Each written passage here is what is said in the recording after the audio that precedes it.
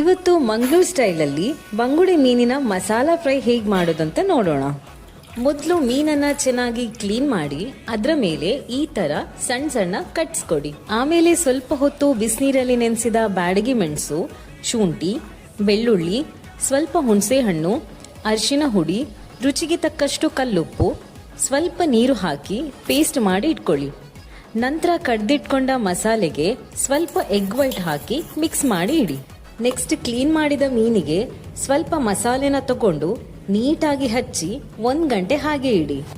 ಈಗ ಒಂದು ತವಾ ತಗೊಂಡು ಅದಕ್ಕೆ ಸ್ವಲ್ಪ ತೆಂಗಿನ ಎಣ್ಣೆ ಹಾಕಿ ಕಡ್ದಿಟ್ಕೊಂಡ ಸ್ವಲ್ಪ ಮಸಾಲೆನ ಹಾಕಿ ಫ್ರೈ ಮಾಡಿ. ಅದರ ಜೊತೆಗೆ ಸ್ವಲ್ಪ ಕರಿಬೇವಿನ ಸೊಪ್ಪನ್ನ ಸೇರಿಸಿ ಸ್ವಲ್ಪ ಹೊತ್ತು ಫ್ರೈ ಮಾಡಿ.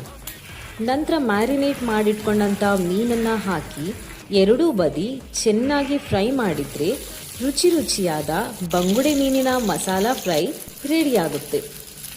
ನೀವು ಒಮ್ಮೆ ಟ್ರೈ ಮಾಡಿ ರೆಸಿಪಿ ಹೇಗಿದೆ ಅಂತ ಕಮೆಂಟ್ ಸೆಕ್ಷನ್ನಲ್ಲಿ ತಿಳಿಸಿ.